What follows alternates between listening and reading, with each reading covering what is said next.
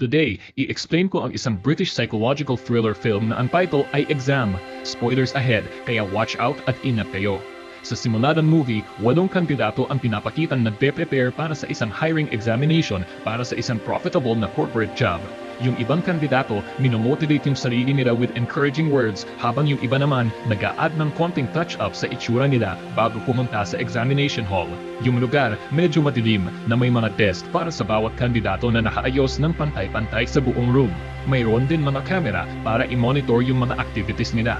Pagkatapos makaupo nilang 8, isang guard na may baril ang pumasok sa room, kitang-kita na kinabahan yung mga kandidato. Sinundan siya ng isang lalaki na hindi sinabi yung pangalan niya at simpleng nagpakilala lang bilang si The Invigilator. Tapos, nag-apologize siya sa kanila para sa mga hirap na dinaanan nila para makarating sa room na yon at ni-reveal niya na yung mga kandidato ay nakapasa na sa lahat ng previous hiring processes at sila na yung finalists. Kung makakapasa sila sa ruling test na to, makukuha na nila yung dream job nila. Bilang rule ng test na to, sinabi ni The Invigilator na walang federal law ang applicable sa loob ng examination hall at ang mga kandidato ay dapat sundin lang yung batas ng exam. Bawal silang makipag-usap sa guard o kay The Invigilator. Similarly, kung masisira nila yung papel, sinasadya man o aksidente, at kung lalabas sila ng room for any reason, madidisqualify sila. Ang mga kandidato ay may 80 minutes para tapusin yung test. Mayroon lang isang tanong sa papel na nasa harap nila na kailangan nilang sagutin. Tinanong sila ni The Invigilator kung may mga tanong sila. Nang walang sumagot, he wished them luck, sinimulan yung timer at lumabas. Binaliktad ng mga kandidato yung kani-kanilang papel at nakita nilang totally blank ito. Lahat sila nagkatinginan na parang nalilito. Habang lumilipas yung oras, lalo silang kinakabahan. Kaya si candidate number 2 nagsimulang magsunat sa papel niya kung bakit sa tingin niya eligible siya para sa job. Nag-zoom in yung camera sa room sa papel niya at sinabihan yung guard na palabasin siya dahil sinira niya yung papel niya. Si number 2 nagmakaawa for a second chance habang nilak ng guard yung pinto sa kanya. Maya-maya, na-realize ni number 5 na ang rule ay bawal silang makipag-usap kay The Invigilator at sa guard, which means pwede silang mag-usap sa isa't isa. Sinabi niya to sa iba na naniwala sila na kailangan nilang magtulungan para mahanap kung ano yung tanong bago nila ito masagutan. Nag-discuss yung grupo ng several ways para makapasa sila sa test, pero lahat sila pareho-parehong confused. Parang totoong exams lang. Throughout this, si candidate number 1 hindi nagsasalita, isang lalaki ang sumubok magpakilala, pero si number 5 nagsuggest na bigyan na lang nila ng bit names ang isa't isa para hindi nila kailangang i-reveal yung totoong identity nila. Pinangalanan niyang Beth si candidate number 1 kasi hindi pa ito nagsasalita. Tapos, yung mga lalaki pinangalanan Brown, Black at White based sa lahi nila. At yung mga babae naman ay Blonde, Brunette at Dark based sa kulay ng buhok nila. Pagkatapos nun, nagsuggest si White na tumayo sila sa upuan nila kasi walang rule na nagsasabing bawal. Nag-take siya ng chance at tumayo. Sa kuha ng lahat, yung guard hindi gumanaw, meaning pwede silang gumalaw-galaw ng malaya. Naniniwala si Brunette na yung tanong ay nakasulat sa papel gamit ang invisible ink o watermark. Lahat sila sumang-ayon na itest yung theory pero hindi nila alam kung paano. Tumayo si Brunette at ginamit yung ilaw sa room para tingnan kung may nakasulat sa papel. Pero walang makita. Nagpumilit pa rin siya na i-check ng lahat yung kanila kasi baka nasa isa lang sa kanila yung tanong. Ginawa ng lahat yung sinabi niya, maliban kay Dev na tahimik lang na nakaupo sa pwesto niya. Kinuha ni White yung papel niya at chinek sa ilaw. Nang wala silang makuha na resulta, nagsuggest si Black na baka yung sulat ay makikita sa UV rays o X-rays. Nagsimula na yung grupo na maghanap ng switchboard para tingnan kung may option para buksan yung ibang klase ng ilaw. Nang wala silang makita, sila na mismo yung naghanap ng source ng ganong ilaw. Si Dev hindi tumutulong kahit ano at kinakabahang nakaupo lang sa pwesto niya. Nakahanap si Blonde ng strips ng emergency light sa room, pero dahil walang switches, kinailangan ng grupo na basagin lahat ng ibang light bulbs para magkaroon ng emergency at matrigger yung mga ilaw. Tumutol si Brown, sinasabing hindi sila pwedeng mag-take ng ganong risk, kaya nagbotohan sila tungkol dito at sa huli, nag-decide na ituloy yung plano. Pagkatapos basagin lahat ng light bulb sa room, bigla itong nag-glow ng blue dahil sa emergency black light. Lahat nagsimulang hanapin yung tanong sa papel maliban kay Dev, pero na-disappoint na naman sila kasi hindi nila makita yung tanong. Pinatanggal ni Brunette sa lahat yung first layer ng strip light kasi hindi raw nakainaw. Baka daw magbigay ito ng UV rays na makakatulong sa kanila. Ginamit nila yung tapong ng babae para basagin yung strips at mag-reveal ng ibang klase ng ilaw. Pero na-disappoint na naman sila kasi hindi rin gumana yung mga ilaw na to. Ngayon, 60 minutes na lang yung natitirang oras ng grupo.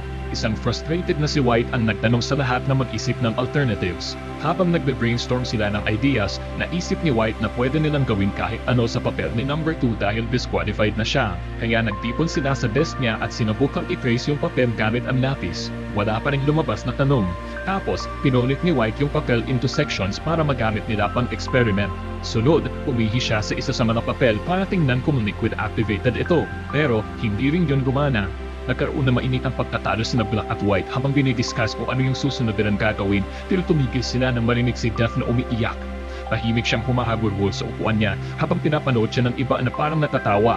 Pagkatapos noon, nagsimulang magdaldal yung lalaki in French. Tinanong niya sila kung may nakikita sila sa papel at sinabing nire-reflect daw ng papel yung image nila. Hindi nila masyadong pinansin yung mga pinagsasabi niya at bumalik sa pagdidiscuss ng ideas. Lahat natahimik nang biglang nagsalita si Brown. Nag-propose siya ng sarili niyang teorya, sinasabing wala sila sa exam kundi nasa isang klase ng betting show. Yung mga board members daw ng company ay pumusta kung sino yung magka-crack under pressure at ang tanging purpose kung bakit sila nandoon ay para sa entertainment nila. Si Brown nanonood yata ng Squid Game. Tingin ni Brunette, yung mga board members malamang may mas magandang gawin sa oras nila. Pero ayon kay Brown, pera yung pinaka hindi nila problema. Sa dami ng pera nila sa buhay, yung mga board members daw malamang nabubuhay para sa risks. Ngayon, lahat na naglabas ng kani-kanilang ideas. Yung iba, sinasabing baka si Invigilator may pakanan nito, habang yung iba naman, baka raw yung CEO. Nagsimula na silang mag-cut under pressure at mag-insultuhan. Confident na sinabi ni Dark na walang taong nanonood sa kanila kasi yung CEO ay hands-on sa company. Nasa kanya raw lahat ng rights ng company at power over everyone. Malinaw na mas marami siyang alam tungkol sa company kesa sa iba. Tinanong siya ni Brown kung paano niya nalaman yung ganung karami tungkol sa CEO. Lumalabas na si Dark ay nagtatrabaho na pala sa company sa HR pero hindi pa niya nakikita yung CEO. Nag-apply siya for a higher job at ngayon nandito siya. Ni-reveal naman ni White na na-headhunt siya at in-offeran ng trabaho pero sabi ng iba nag-apply sila. Pero isang bagay na common sa kanila ay wala silang alam tungkol sa company o kung ano yung ginagawa nito kasi sinabihan sila na huwag magtanong. Tapos, in-explain ni Dark na nag-apply sila sa isang sikat na multi-million-dollar pharmaceutical company na ang pangalan ay Biropi. Ilang taon na ang naalipas, noong may pandemic na kumalat sa mga kabataan sa buong mundo, sila yung unang nakahanap ng cure. Currently, yung yearly turnover nila ay $20 billion, lahat dahil sa CEO nila. Bigla, nagsuggest si Black na baka yung company ay nakahanap ng cure sa pinakabagong deadly na sakit na pumapatay ng milyon-milyong tao sa buong mundo. Biglang na-intriga si Brunette at nagtanong pa kay Dark tungkol dito. Naging suspicious si White dito, kaya tinanong niya si Brunette kung infected din ba siya ng virus. Sabi ni Brunette, hindi raw at pinaliwananan ng yung usapan. Para maalis yung atensyon sa kanya, lumapit siya sa guard at kumuha ng lighter sa bulsa nito nang hindi siya kinakausap. Tapos, sumulyap siya sa fire alarm. Nagplano yung grupo na gamitin yung lighter para i-trigger yung sprinkler kasi yung tubig posibleng makadevelop ng sulat sa papel. Para dito, umakyat si Brunette sa ibabaw ng upuan pero hindi niya abot yung fire alarm. Tinulungan siya ni White sa pamamagitan ng pagbibigay sa kanya ng nirolyong piraso ng papel na sinindihan niya at ginamit para i-trigger yung alarm. Maya-maya, nagsimulang umuna ng tubig kaya yung mga papel, ganun pa rin. Bigla, lumapit yung guard sa grupo. Sakto noon, binuklat ni Brunette yung papel na hawak niya at ni-reveal na sarili niya pala yun. Trinator pala siya ni White para mabawasan yung kompetisyon. Kinaladkad ng guard si Brunette palayo habang tinatawag niyang bastard si White. Pagkatapos noon, isang galit na si Black ang nagsabing susuntukin niya si White, punch his lights out. Dahil dito, namatay yung ilaw at na-figure out ng grupo na voice-activated pala yung mga yon. Nagsabi sila sa isa't isa na mag-ingat sa mga sasabihin nila nang biglang umiyak na naman si Death. Pasimpleng umupo si White sa harap niya at binubuli yung kawawang lalaki para punitin yung sarili niyang papel at kainin ito. Lumapit yung guard kay Death at pinalayas na rin siya. Ngayon, 5 na lang yung natitirang kandidato. Minamaliit ni Black si White dahil sa pagiging masamang tao nito pero nagpupunit si White na dapat daw silang magpasalamat sa kanya dahil napalabas niya yung mga kalaban nila. Sinasabi rin niya na alam niya kung ano yung tanong pero ayaw niyang sabihin sa iba. Sa sobrang galit, pinatumba siya ni Black sa isang suntok. Tinalian siya ng grupo sa upuan at tinakpan yung bibigyan ng tay. Maya-maya, nagkamanay si White. Inalis ni Dark yung cat niya at humingi siya ng gamot niya. Sinasabing infected din siya ng virus at kailangan niyang uminom ng gamot every hour para mabuhay. Hinanap ni Black yung pill sa bulsa niya pero wala siyang nakita. Dahil dito, naniwala yung grupo na gumagawa lang ng excuse si White para pakawanan nila siya.